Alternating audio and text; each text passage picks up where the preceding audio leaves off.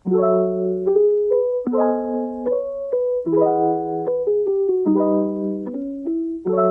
teman-teman, selamat datang di podcast SMA Stella DC Bambang Lipuro. Oke, di kesempatan kali ini kita kedatangan tamu yang super spesial. Halo Kak Rani dan Kak Devi. Halo Kak. Gimana nih kabarnya? Baik kan? Sehat-sehat aja kan? Puji Tuhan baik. Nggak lagi patah hati kan ya? Oke Kak. Di kesempatan kali ini sebelum kita memulai pertanyaan ya Kak, bisa tolong Kakak memperkenalkan diri terlebih dahulu dan juga ungkapkan perasaan Kakak ketika Kakak tahu nih jadi calon kandidat ketua OSIS. Silakan ya Kak. Oke, makasih Kak. Halo, perkenalkan nama saya Monica Aprilia Merani. Saya dari kelas 11 IPA. Rumah saya di Gunungan RT 2. Umur saya 16 tahun. Ulang tahun saya 30 April. Siapa tahu nih Kak ada yang mau ngado gitu. Iya, doi-doinya Kakak Rani atau fansnya Kakak Rani silakan deh. Untuk Kakak Devi gimana nih Kak? Halo, perkenalkan nama saya Litwina Devi Kurniasari. Saya dari kelas 10 IPS, umur saya 16 tahun. Saya lahir tahun 2005, 13 April juga sama kayak Rani, bulan April.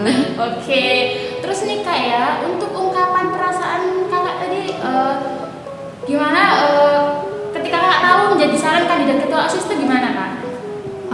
Perasaannya itu kayak nggak nyangka gitu loh Kak bisa pastinya dipilih ya, gitu. Terus kalau Kakak Devi gimana? Bingung sih, kok Bingung? tiba-tiba langsung jadi paslon gitu. Tapi sekarang udah siap lah Kak ya, udah nggak bingung lagi, udah nggak gimana-gimana lagi ya. Semoga. Ya, suka ya Kak ya. Nah untuk sebelum kita memasuki pertanyaan nih Kak, menurut Kakak ini tuh SMA Stella DC itu kayak gimana sih Kak ya? Kan karena kita di sekolah swasta nih ya. Kenapa Kakak itu memilih sekolah swasta di antara sekolah swasta yang lainnya gitu? Kenapa nih Kak? Coba Kakak Rani dulu deh. Oke, makasih Kak. Aku milih sekolah di SMA Seladus Bambang Lipuro itu karena yang pertama Seladus itu salah satu sekolah swasta yang ada di Kabupaten Bantul. Terus di SMA ini kita tuh nggak hanya dikasih materi akademik aja Kak, kita juga dikasih non akademik. Selain itu juga karakter dan kedisiplinan kita itu dibentuk banget Kak di sini. Kayak gimana sih Kak? Kayak dibentuknya tuh kayak gimana nih? Pertama di sini tuh kayak ada nilai-nilai yang ditanamkan Kak, misalnya kayak kejujuran, kedisiplinan, kayak gitu juga Kak. Nah terus kalau untuk Kakak Devi kayak gimana nih Kak? Oke, kalau saya milih sekolah di sini karena akademik dan non akademiknya juga bagus. Terus di sini tuh murid itu dibentuk karakternya gitu supaya lebih bagus karakternya gitu. Jadi sampai kayak Kakak Rani tadi ya. Oke, untuk selanjutnya nih Kak ya, bisa tolong nggak sih Kak membacakan visi, misi dan program kerja Kakak?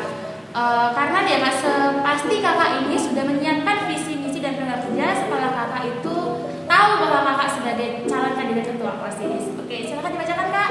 Oke, visi misi kami. Visi menjadikan OSIS SMA Stella DC Bambang Lipuro sebagai wadah yang menampung segala aspirasi, bakat, kreativitas, dan berkarakter, serta berakhlak mulia di kalangan siswa yang berlandaskan Pancasila. Misi kami yang pertama, meningkatkan keimanan dan ketakwaan kepada Tuhan Yang Maha Esa. Yang kedua, meningkatkan dan mengembangkan ekstrakurikuler. Yang ketiga, memfasilitasi bakat dan minat siswa. Yang keempat, mengadakan kegiatan yang berguna untuk mengembangkan minat bakat siswa baik di dalam maupun luar sekolah.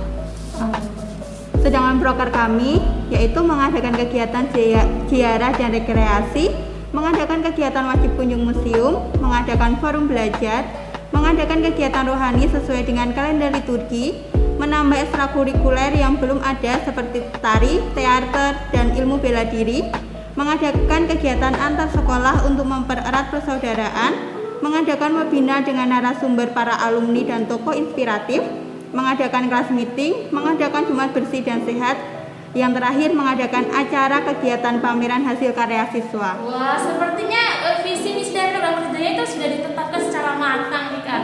Ini netapinnya berapa hari nih Kak? Apa ya? Untuk menentukan semuanya visi misi dan program kerjanya. SKS mungkin ya. Tetap semalam lah. Gitu. Oke, untuk konsep OSISnya nih Kak, seperti apa yang akan dijalankan ketika Kakak nanti akan terpilih menjadi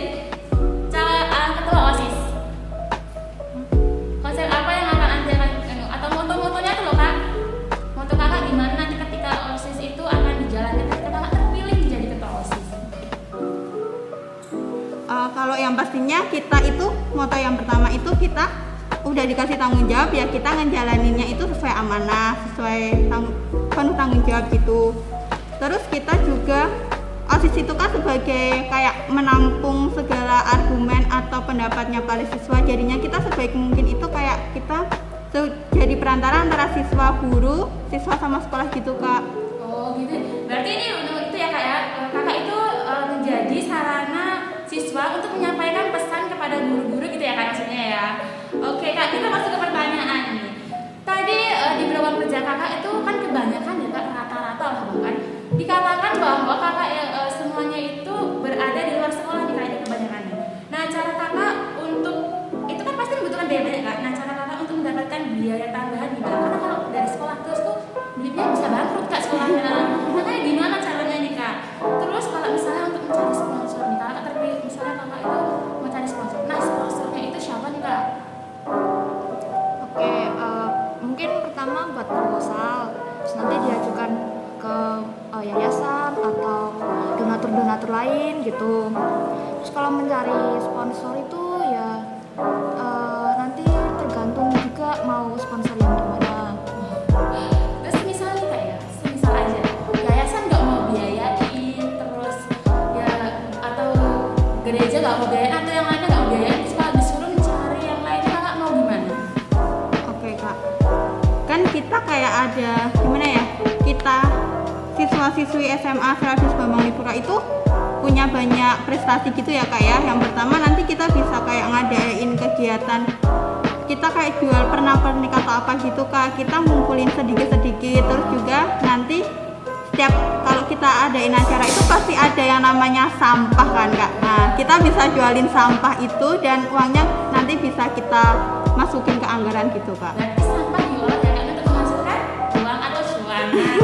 Nah, untuk ini yang kedua tuh program kerja Kakak yang ke-10 tadi itu kan dikatakan ingin melaksanakan pameran karya siswa. Kalau begitu kalian harus melakukan banyak promosi kan Kak agar yang banyak yang tertarik nih.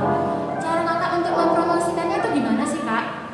Terus kan sekarang nih lagi dalam keadaan pandemi ya, pasti kayak untuk kumpul-kumpul itu sekarang udah diperbolehkan.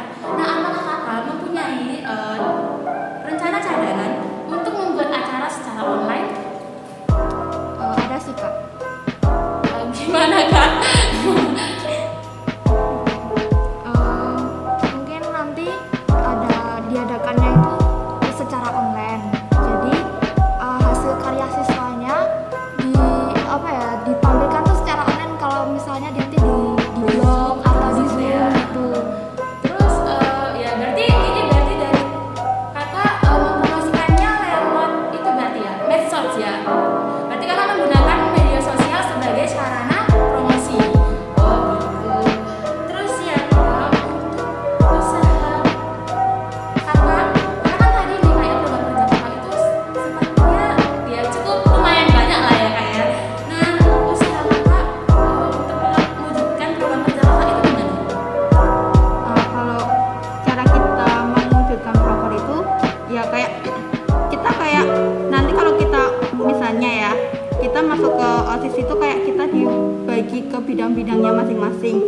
Nah kan nanti setiap bulan atau bahkan kadang 2 bulan sekali itu pasti ada kayak kegiatan event kayak gitu kan Kak, kayak ada hari-hari besar atau apa gitu. Nah sebelum kita mau ngadain proker itu kayak kita ngadain rapat gitu Kak, kayak kita cari kesepakatan dulu nih kita mau ngadain ini gimana gitu. Kalau misalnya kalau nggak ada yang kurang setuju gitu nanti kita cari jalan tengahnya, kita harus gimana. Nah, cara Kakak menangani anggota Kakak yang dia kalau misalnya itu kayak ngeyel lah Kak dikatain itu gimana nih Kak? Kasih tahu dong tipsnya gitu.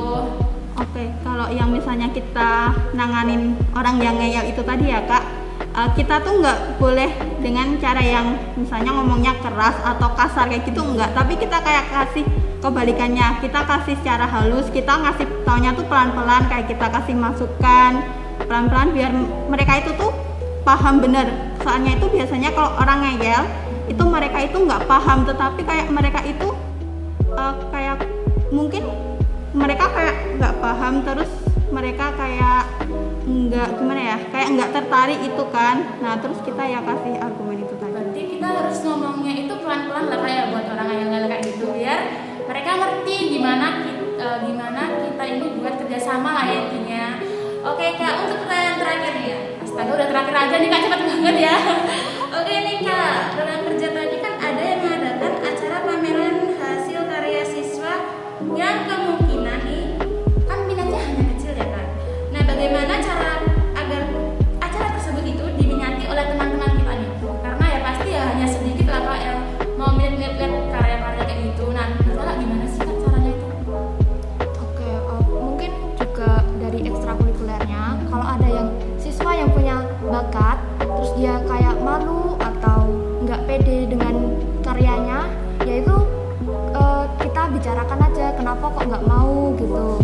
Kalau misalnya dia nggak pedenya karena